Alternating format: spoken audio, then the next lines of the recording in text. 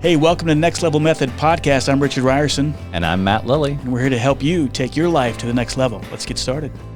Well, Matthew P. Winkler was on the show. His TED Ed video. TED Ed, yes. Almost 7 million views. That's how we came across it. Crazy amount of views. Talking about the and it's only, he said it was only a 3-minute video. I haven't watched it yet, but I've got to go back and watch it. It's really good because it you and I are both passionate about the hero's journey. Yeah, it's definitely. Something that's integral to Next Level Method and what we believe here. But again, another individuals out there. That's what I love about the show, that you find these individuals are doing things, great things that no one ever hears about, right? For the most part. Right. And they're doing impactful things. And his thing is kind of like getting particularly adolescents, middle school, high schoolers, the power or the uniqueness of the hero's journey and applying it to their lives. And then, the Heroic Imagination Project, all these stuff that he's doing, so many great things. I'm just really intrigued about what he's doing. What were your takeaways? Yeah, no, I thought great energy, incredible guy, and just, not only, teach, I think he comes from a teaching background, but, teaching this, spreading it, they have a not-for-profit, the Heroic Imagination Project.org, I think is the thing, but, and just trying to make sure that people understand kind of the path of life, really. I mean, the hero's journey is really the path of life and how to navigate that so maybe it's not quite so bumpy or not so arduous. And so I think he did a great job of explaining the hero's journey, which you'll hear in the podcast, but then also going into kind of how that impacts people's lives and then how it ultimately can impact a community. So it was a really spirited, fun conversation. Well, for me, the takeaway was reminding us, I kind of opened the conversation lamenting where I wrote an article a few years ago about where are all the heroes at, and then he pretty much reminded us, let's go look in the mirror. right. The heroes are right there. Do the right thing, and we all have this potential, and dare I say, the obligation to be heroic, even the simplest things of life. And so that was my big takeaway. Really great conversation. Go check out nextlevelmethod.com to learn more about the show, everything that we're doing here, particularly the live events that may be coming to a city close to you. Download our app at your favorite application store. Connect with the community. We continue to grow. We're a new organization. And so with that, please follow us on your favorite podcast application. Connect with us at the website. And if you would be so inclined, please write a review if you're finding some value in here. That would mean help us and do wonders. We'd really appreciate it for that. All right, so let's get on with this great conversation with Matthew P. Winkler, the author of Mentoring Teenage Heroes, here on Next Level Method. Well, Matthew P. Winkler on the show. Welcome, my friend. Thanks for having me. I love this topic. Matt and I are pretty passionate about the hero's journey. We're talking about here. I wrote an article, blog post, a few years back, and I was really bothered one day, and I walk in and was, where are all the heroes gone? And I look around, and it's like there's no one that's like this heroic kind of mindset. And I'm curious to see if it's kind of the same thing, if we're on the same wavelength. I'd like to get your definition of that. But to me, it seems like I don't see any heroes I can look up to these days, right? I mean, I don't, and it just seems like there's a vacuum there, and that's what kind of prompted me to write this thing. But I love the hero's journey too, because when you understand the hero's journey, you understand that, we all it helped me personally because we go through these dark nights of the souls, and, that I'm not alone. This is kind of the normal process, everything. Anyway, I said a lot there. Yeah. So let's just jump off right there. So Matt, what's your work basically, kind of what do you do with your work around the hero's journey, and then other things that you've written about and you implement into workshops, because you've got some amazing work you're doing. So kind of fill us in on that. Thank you. Yeah. No, I mean, just like Richard was saying about the blog post that he wrote about the hero's journey, I was lucky enough to have a lesson that I submitted to the TED organization be picked for their TED Ed channel. And I got matched up with a brilliant animator, and the video is still out there. I think it's got over 7 million views now. But it takes 3 minutes, and it explains, the hero's journey as a concept of literature.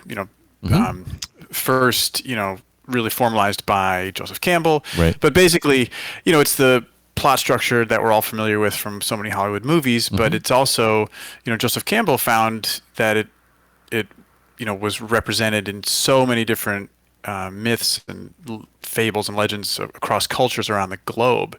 And basically, if you're not familiar with it, the hero hears a call to adventure, sometimes refuses the call first, then accepts it, gets some kind of help or a mentor or a magic sword or amulet or something, leaves his or her ordinary world, this kind of safety zone, crosses that threshold into some unknown territory, and then stuff gets real, right? That's when everything starts Yeah. to happen.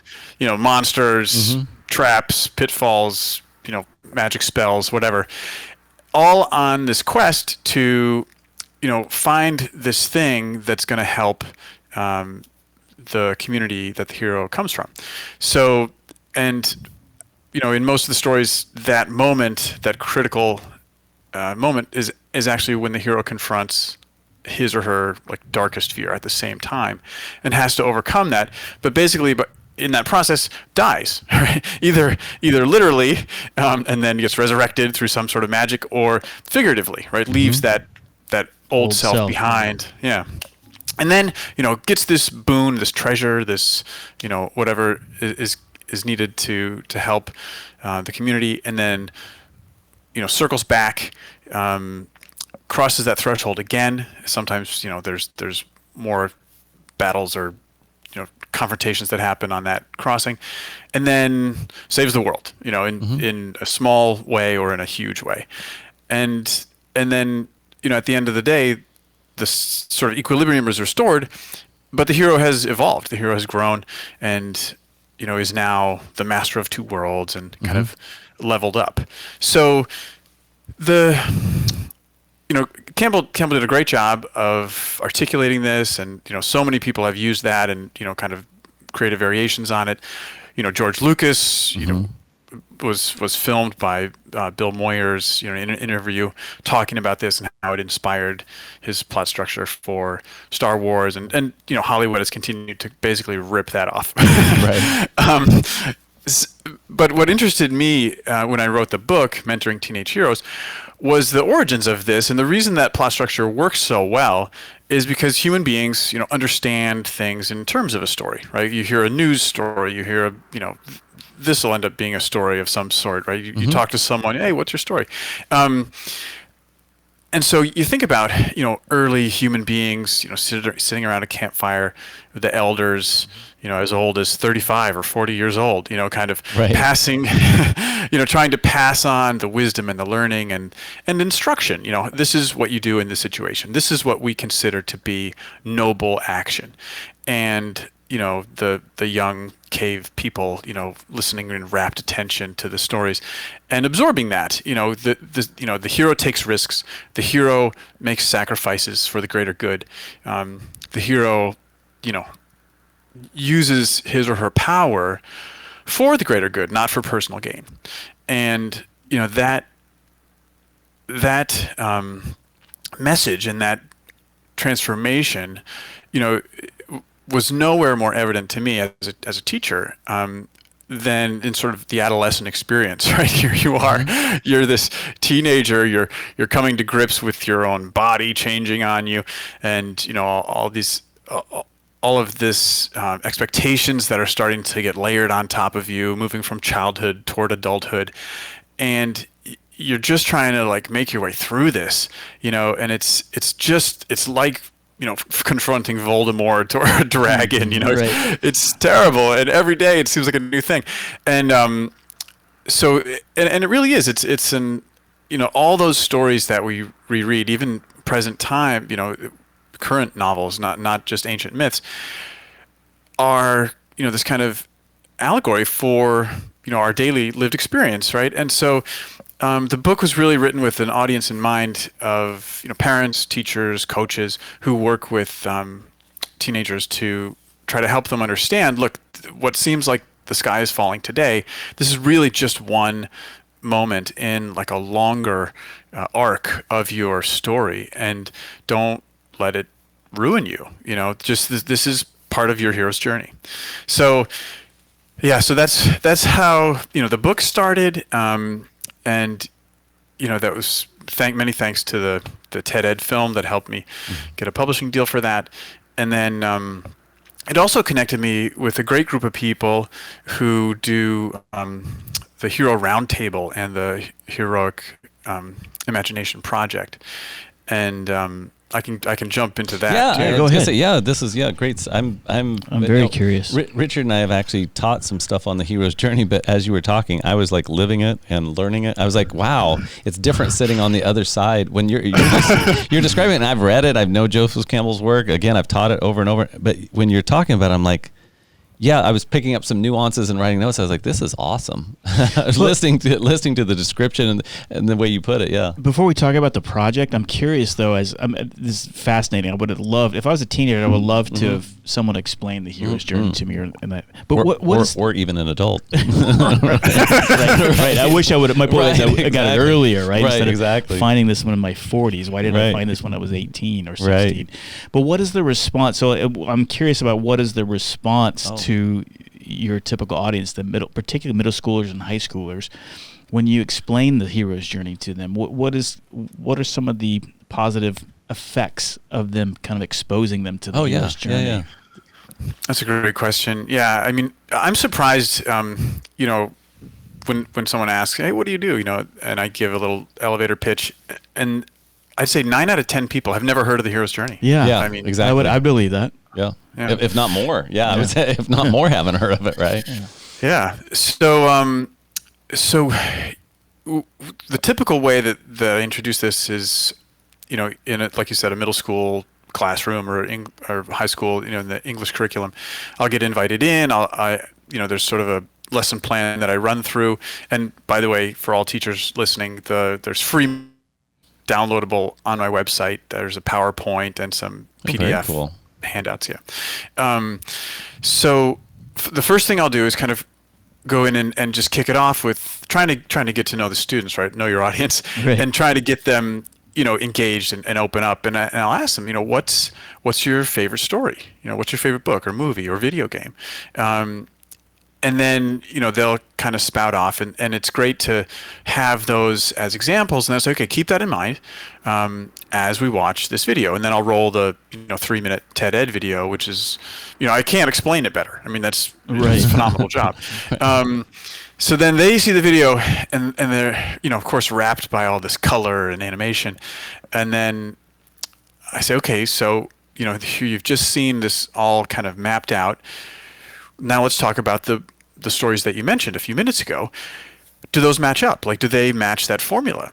And you see them start nodding and like, oh wow, yeah, yeah. Like Harry Potter leaves the Dursleys' home and goes, and they do the math and they get it right away. And so then, depending on what the learning objective is, by the teacher, we'll either kind of apply that to books that they're using in the classroom in their curriculum that year, or we can use the worksheet to kind of unpack some of the stories that they mentioned and see if they can really identify and mark out different plot points along that path. And that's a fun exercise, because a lot of times they say, hey, wait a second, he this hero in this story crossed the threshold into the strange world before they got the magic tool. It's like, oh yeah, you're right. They can switch it up. Sometimes that happens. And then we can also flip it around and talk and do a writing exercise. Okay, here's your plot structure, right? If you were going to do some generative writing, if you're going to invent a story, this would help you. You could outline it this way. It wouldn't be incredibly original, but it's a fun exercise. And then we can also flip from fiction to nonfiction. And say, okay, now let's look at your life, right? And this is where my book comes in. It's think about a summer that you went to camp, or your junior year abroad, or even not a geographic journey, but an emotional journey. Think about a relationship or a sports season where you kind of evolved from a beginner to a player with more experience and more understanding, and did that whole episode in your life trace a similar journey, not as dramatic as you might see in a movie or in a book, but equally are there sort of symbolic steps where you cross the threshold of, wow, I don't feel like a beginner anymore. I know what he's talking about now. Or, and you see that, the more ways that you apply the formula, the more they understand it. And I think that can instill a sense of confidence, that this isn't all for nothing, like Right. this is process, and I'm making progress, even though it feels like it's, a slog. And it can also instill this sense of meaning, of like importance. Like, I'm doing this, and it's not just because it's another day and I'm grinding it out. It's because I'm leveling up this season, this year, this trip, whatever, this new job.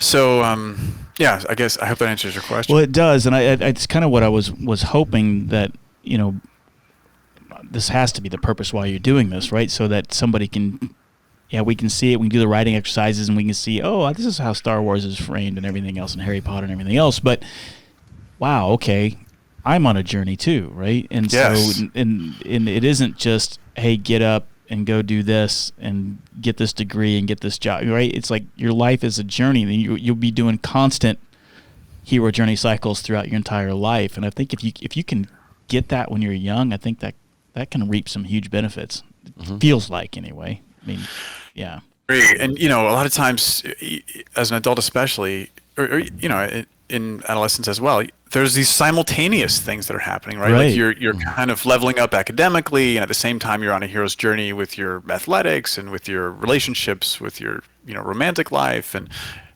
there's so many different. And then as an adult, you're maybe changing jobs professionally, and you're also going to school at night online, and right. And you're trying to survive this divorce, or or you're pregnant or something, So there's all these many aspects to it, and I remember doing this exercise with at one of the Hero Roundtable conferences, which we'll talk about in a minute, with a group of adults, and I posed that question of, okay, here's the the hero's journey formula. Now you get it, you see it as a theoretical model.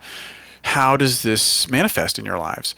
And the answer that made the deepest impression on me, they get a few minutes to kind of sketch it out on the worksheet.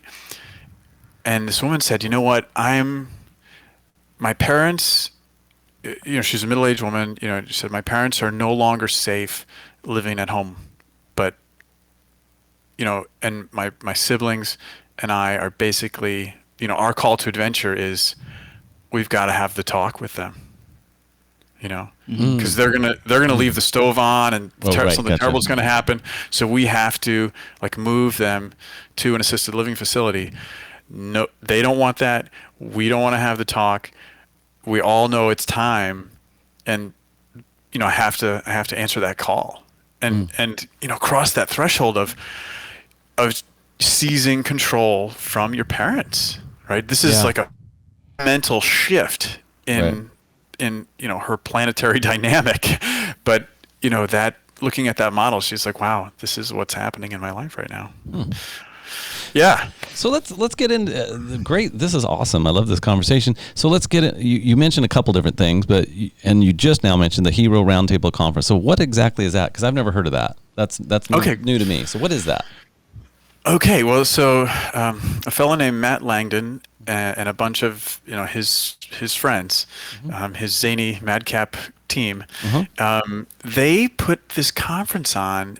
They've put it on in Australia, in the UK, in I want to say somewhere on the continental Europe, I forget. They've done it in the United States a few times, in San Francisco and up in Michigan near Detroit. Basically, his idea, and I think it's been running for about 8 years. His idea was to take all these folks who are interested in heroism and heroic action, just like Richard was saying. Where are all the heroes?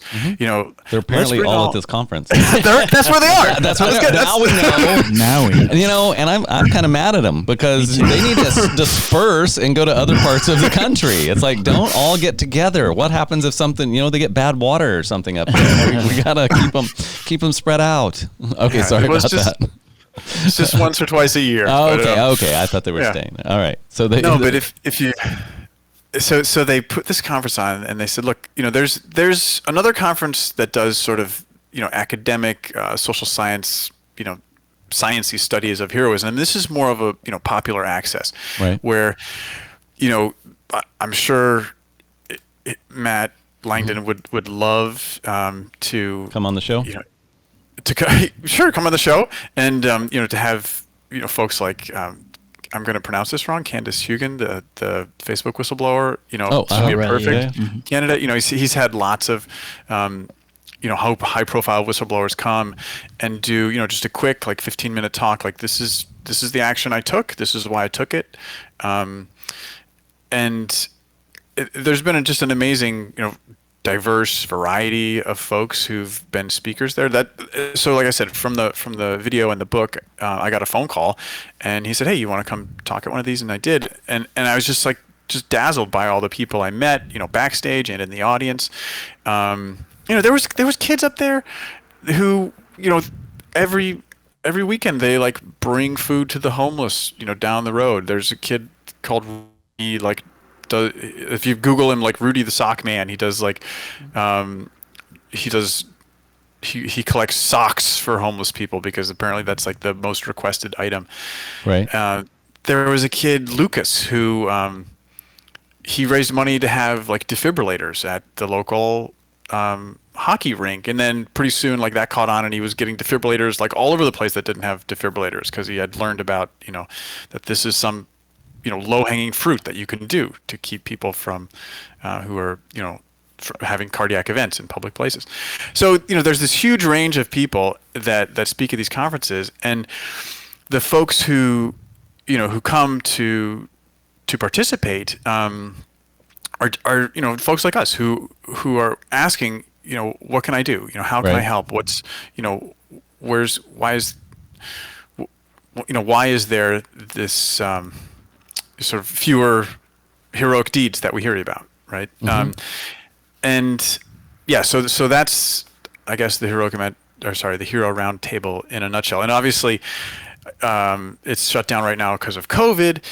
In fact, there was one scheduled for Times Square in New York in April of 2020, and a month before it happened, they pulled the plug on it. Yeah.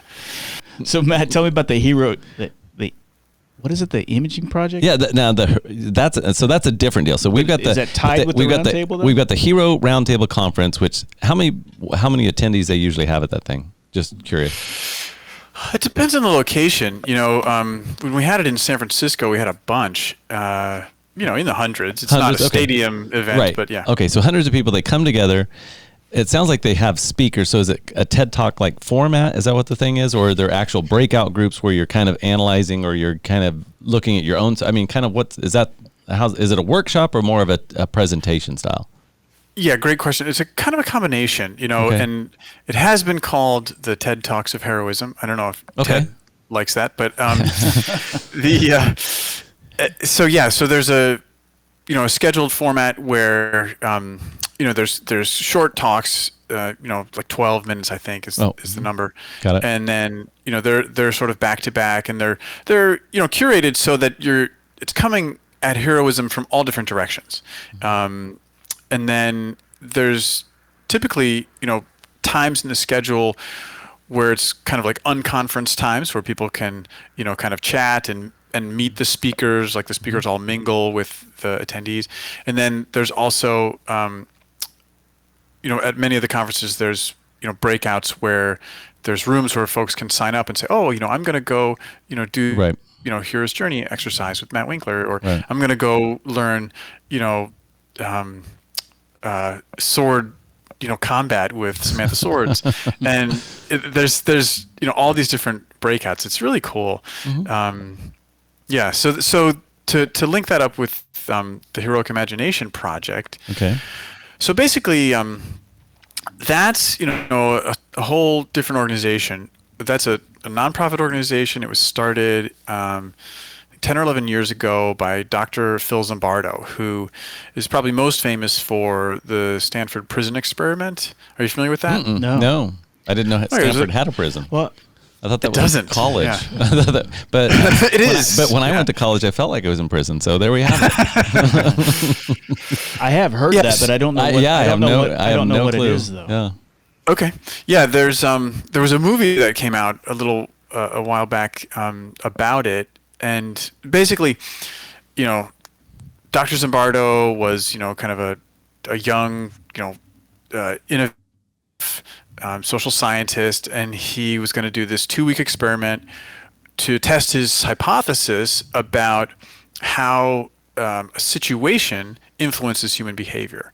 So the plan was, we'll take, I think it was like, 20 young men.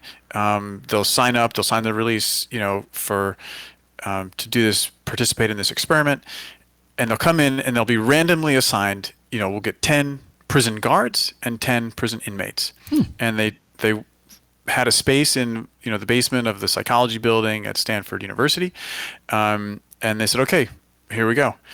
And the guards had like big old mirrored sunglasses. It was this, I think, early 70s, so you can imagine. Oh, I know. And, I know what this. Yeah, okay. I don't. So keep telling the story because I'm. Yeah. I remember this now, yeah. So basically, I wasn't born yet, so there we go. Yeah. I'm just kidding. That was cold. That was cold. So the idea was to kind of watch what would happen and to see how this power dynamic would play out, and to do observational research. So pretty quickly, the prison guards started to really go too far with their authority. I don't want to do any spoilers. You should read the book or go on the website or watch the movie. But Dr. Zimbardo, was kind of like, this is fascinating. This is great data. But one of his grad students said, no, you have to shut this down. Like, this is unsafe. And that's what happened. Actually, they pulled the plug early. They didn't run the full 2 weeks. They said, yeah, this is, these prisoners are suffering, emotional harm from this experiment. And so, it's over. And from that experience, he published a book called, I think I got a copy of it right here, actually. I'll do a little plug for the book. Sure, yeah. The Lucifer Effect, or maybe this came later. How Good People Turn Evil. Yeah. Includes firsthand narrative about the Stanford prison experiment. Yeah. So, it became, quite a big moment in psychology. These findings, and he could explain it better than I can. But basically, the idea that, what he was studying was how good people decisions, like the opposite of the heroic decision. Based on the influences of the situation they find themselves in. And, this has, he that was just like the first step in a more research that he did in that, where, basically, if we can change these situations, right, and this goes all the way to corporate culture, to how you design, prison systems or schools, if we can change the situations and the dynamics, then we will have fewer bad people. Right. It seems obvious, but here we needed some social science to tell us that. So from that experience, he later flipped the research around and said, okay, wait a second. Let's figure out what situations will have people make the heroic decision, right? The good decision. And so that's the genesis of the Heroic Imagination Project, which was founded to, conduct that kind of research, gather that research, and distill it into curricula that can be delivered to students and adults. And that's, the project that I'm the program manager of that nonprofit organization right now. And okay, we're both going to have questions, I'm sure. Oh, I would say I was fascinated by that. I am too. I'm curious about what is the end state? What's the end game that you hope is that again to put people kind of in these scenarios that are ethically gray, or maybe they're not ethically gray, but force them to kind of see themselves or who they are and to make the heroic decision. Is that, what is the ultimate outcome, right? Yeah. Okay. You put a nail on it. Yeah. You were a lot well better done. than I was. I wasn't. Wow, good job. I was going to say how. Kind of what's that format look like that you're able? It kind of speaks to what you were talking about, but like, so what are you walking them through exactly? What's happening? So one, how to? We'll talk about the end of the show how people find out about it and more information. How to get a hold of you, but yeah, what's the experience. What's the deal, Matt? What's the deal? There's a few different options. So, one that's really popular right now during COVID is we offer an online course. It's a self-paced program. It's really cheap. It's only, like $149 US. And that'll get you through a series of videos that kind of explain step by step, what are all the basic building blocks of this social science that helps us understand how human behavior is influenced by the situation, and how you can kind of override those influences to make the heroic decision. Whether it's being a corporate whistleblower, or standing up to bullies in your school, or witnessing someone who needs help, and instead of standing around filming it, you jump in and do something. So so that's one option, is the online course. We do a lot of work with schools, where we work with the teachers, and typically it'll be set up as sort of an extracurricular club. Meets once a week. There's some bundled content, which typically takes the form of a video. Either it's like a psychology lesson in like 8 minutes, showing kind of a cool, candid camera style experiment, and then followed by guided discussion questions that can be student led and teacher facilitated. And then there's enough modules like that they can spread every week across the year, so that it keeps the students in that club busy, but every week builds on the previous one, so that the students by the end have a really solid grounding in this social science research, and hopefully have absorbed it enough that they're actually implementing it in their school community, and the main point is like shifting the culture of the whole school, where they're like looking around themselves and saying, how come I've walked past this every day when I have the agency? I can do something about this. I can change the way the big kids are treating the little kids, or I can change the way this this dumb stuff always happens in the cafeteria or whatever. So that's the Hero Club program. And and then we also have some customized programs that we can roll out in corporations, either just a one-off.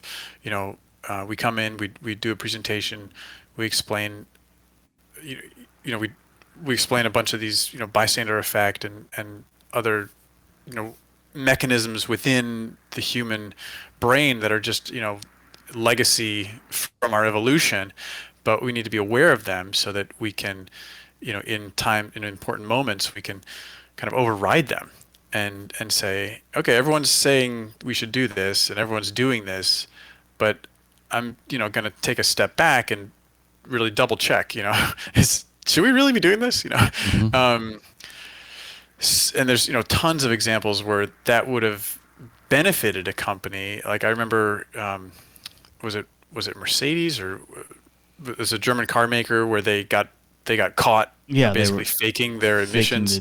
Yeah.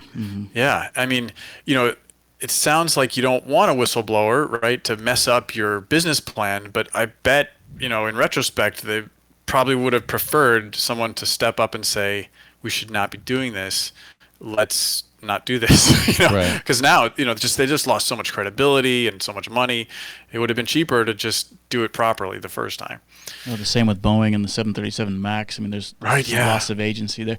Well, to me, that's the key. I think the need is because of this tremendous loss of agency that we see across the culture. I don't know how much of this is human beings have always been this way, but it seems like we have to be intentionally taught how to regain our agency, right?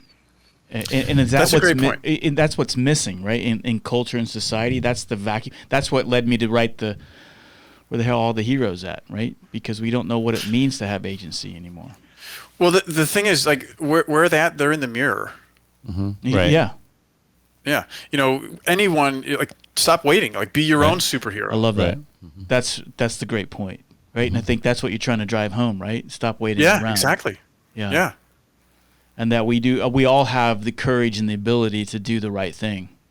Yeah. And that is an absolutely. obligation. Like it is it's like that is the message, that we have this obligation to be heroic in every aspect of life. And it's not putting on a cape and Right. holding up the train tracks of the bridge that's out so the train can go over, but it is doing the right thing. And it's as simple as just saying, yeah, I'm not doing this anymore.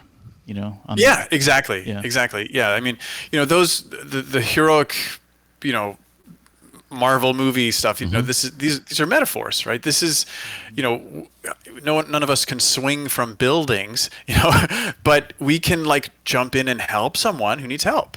And that's what we should be doing, right? And the mission of the Heroic Imagination Project is to, have more people, take that decision.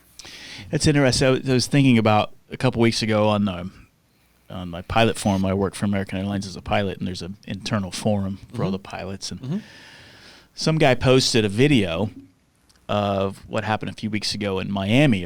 A passenger or customer was losing his mind with a gate agent. The gate agent was by himself, and he started violently, like picking up the little metal stand and swinging it at the gate agent. And the gate agent is by himself. And this guy's a big guy. I mean, a very threatening, intimidating guy. And in the video, you see a whole bunch of people standing around. And one of the video, there's actually another American Airlines pilot, a captain with his bag, standing there probably about 10 feet from it, just watching this whole thing. And this guy is violently going after this gate agent. This gate agent is calmly trying to get this guy to go down. And anyway, the discussion on the forum was, why is that captain in his uniform just standing there? Thank you. With one of our employees and this and that. Right. And what was amazing with the discussion that was going on in the forum, there was I don't know what the percentage of it was, but there was a huge percentage of people that were going, yeah, whatever, man. I'm not going to risk my career, going to get hit and get my orbital, eye blown out and my career is over for this or that. And I'm sitting there, and it made me really sad. And I would hope that if I was standing there, that I would at least do. I mean, it has to be frightening. I mean, this guy's huge, right? Sure. But I do think if a guy standing there in a authority uniform went up to the guy with kind of impassioned, like, hey, man, hey, right, you don't want to do this, as opposed to, you better not, right. And once the guy and do the heroic thing, hey, man, I got you, man. I know it's frustrating. Let's go talk, Right. That, to me, that would have been a heroic thing to do. Absolutely. And you bring up two points that I want to clarify in terms of how the Heroic Imagination Project approaches that situation. And the first is like, what is heroic action? And our definition has three components, right? There's got to be an action, or you got to do something. It's got to be for the benefit of someone else, not for yourself. And there's got to be some risk or sacrifice. Like, sacrifice is basically just risk that has a 100% chance of success. You risked it and you lost it, but or just risk, like you mentioned, risk of bodily harm, right? That's a consideration. So, and that example is, basically what our we do this a lot. We say, okay, here's a video. What's going on in this situation? What could someone do in this situation to be, to take the heroic action instead of just being a bystander? Like, the bystander effect is this real answer. And that's like a legitimate answer. If someone said, I was just frozen. Like, I don't know why I didn't act. I don't understand it myself. It's because we're wired that way. We're a social animal. We're a herd mentality. So you have to be aware of that and have sort of a meta cognitive process that's saying, oh, I'm doing the bystander thing. I need to like press pause on that and actually use my agency. So, and the second thing I want to talk about is, being an action hero and not a reaction hero, right? It's being the, like a wise hero, not an impulsive hero. Right. Meaning, if someone smaller than that customer who's freaking out, tries to intervene, they could, get clobbered by this stanchion, and that anybody, right? That's made everything worse. So there's got to be kind of a pause to say, okay, what are my options here? I could call 911. I could try and make eye contact with a couple other people sitting here waiting at the gate and say, can we all just like go up to this guy and like, just show of force, like 5 of us, just say, dude, you need to relax. Or, like you said, with the captain in his, I'm a captain uniform, like that authority, that sort of costume and presentation. Authority figure, yeah. Oh yeah, huge, psychological influence.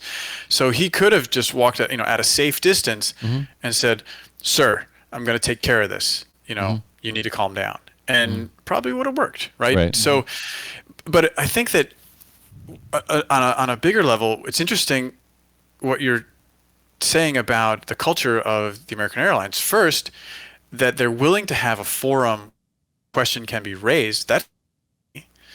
And second, I was interested that the folks who talked about their like physical danger, I was thinking that they would be more worried about, what if I get reprimanded?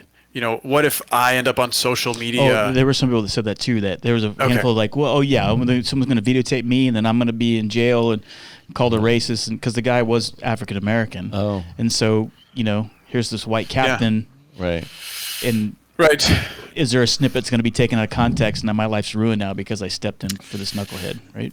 And so that's the risk, right? That's the risk. That's the sacrifice. So and all these things are being weighed, but hopefully, the corporation, sort of top down said, listen, everyone in this company, has to have everyone else's back, and we will go to bat for you if it doesn't work out right.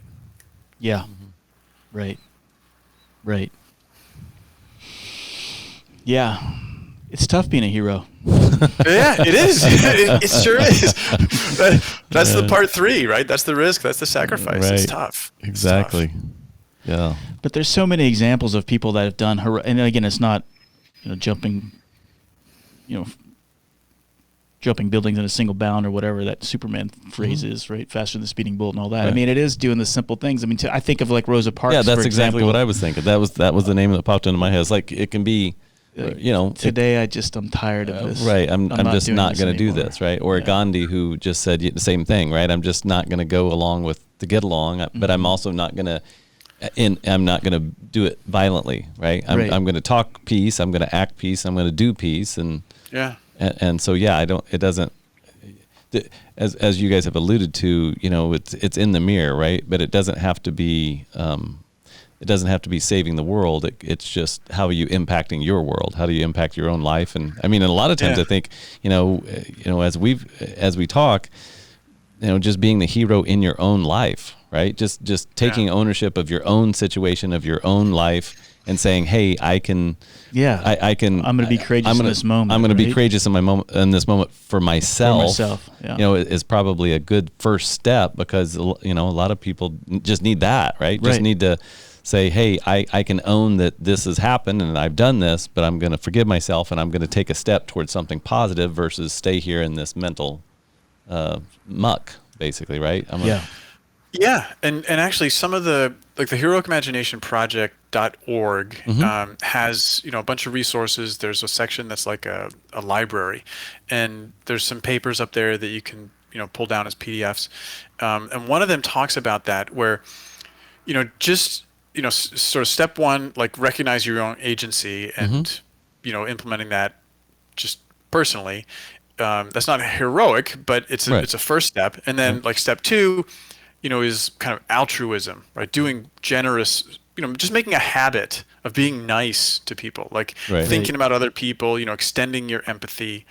And then, when that moment arrives, hopefully it never arrives, but when that moment arrives where you need to take a risk in order to help someone, you're already accustomed to helping people. Like that's already part of your it becomes part of your personality. Makeup. Yeah. So then, okay, there's a little risk this time. I can do that. That's a short step. There's a paper up there that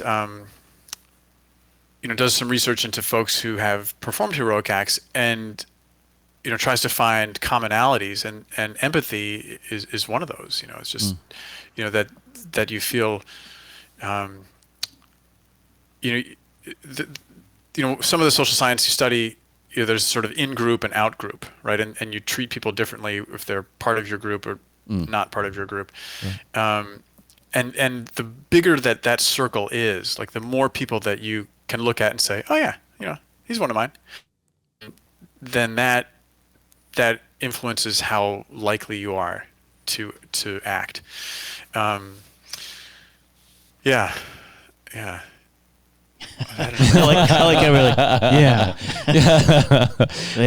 like, heroism is hard. I think we may have saved the world today and solved all problems. Yeah, this is good stuff. I love what you're doing. This is great talk. Yeah. What, as we kind of wrap up here, what's the book? You got a new book coming, The Cave You Fear. That is a intriguing title. What's that about? Oh yeah, so I'm still working on that one.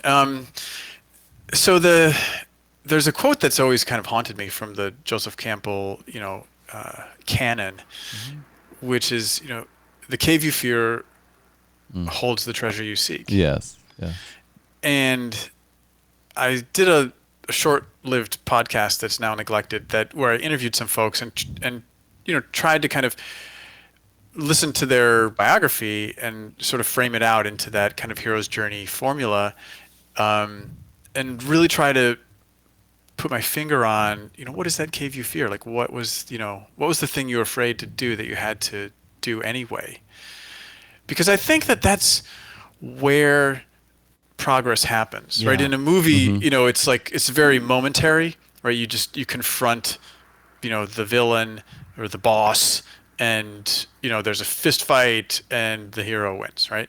But in life, it's not a day, that can drag. That can be like this whole thing, like, I was terrified of learning to drive, or I was terrified of getting on airplanes, or I took this new promotion and I really wasn't sure if I could pull it off, and it took months before I finally felt like, all right, I got my arms around this. And I think that fascinates me, because that's where we realize our potential, right? If you're always staying in the safe zone, there's no story. There's no heroic story there. Right. You have to kind of step out and go into that cave you fear, and grapple with that thing before you can basically, die and be reborn, right? Before you can evolve.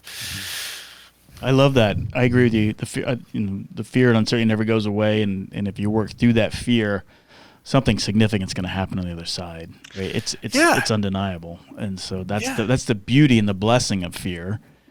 If you can embrace it, and go into the dark cave, something significant is going to happen on the other side. I love that. Yeah. Man, so much great stuff that you talk about, Matt. How can people get in touch with you, learn more about you? And connect with you? It's pretty easy. If you Google Matthew P. Winkler, you'll get this Matthew Winkler. There's a bunch of other ones floating around. If you Google Hero Roundtable or Heroic Project, those will come up. And, there's contact information on all those. And I should also plug, I'm also working with Woodhall Press, which is a great small publishing company. We're growing, coming up on 50 titles, and we love getting submissions from folks in this topic, self-help books, whatever your audience, your listeners or your guests have manuscripts that they need to find a publisher, please, woodhallpress.com. Sweet. I love it. Yeah. And I should plug, we've got a great book about to come out next week. It's it's right here behind me. It's called My Body is a Big Fat Temple. It's a memoir by Elena Dillon, who wrote Mercy House, which is going to be a TV show that Amy Schumer's producing. So if you are a woman who might get pregnant or has been pregnant, or you have a friend, someone who might get pregnant, buy this book. It's a great book. My Body's a Big Fat Temple. Comes out next week. Sweet. Love it. Awesome. Thank you. Thanks for coming on the show, Matthew. I appreciate everything you said. Did we talk about everything that we needed to talk about today? Did we hit all the points? Yeah. I mean, so let's all go out and, make the heroic decision today and do the right thing. Just do the right thing. Circle back and talk about it. I love it. Sounds good. So where are all the heroes? In the mirror. In the mirror. That's right. That's where they are. Awesome.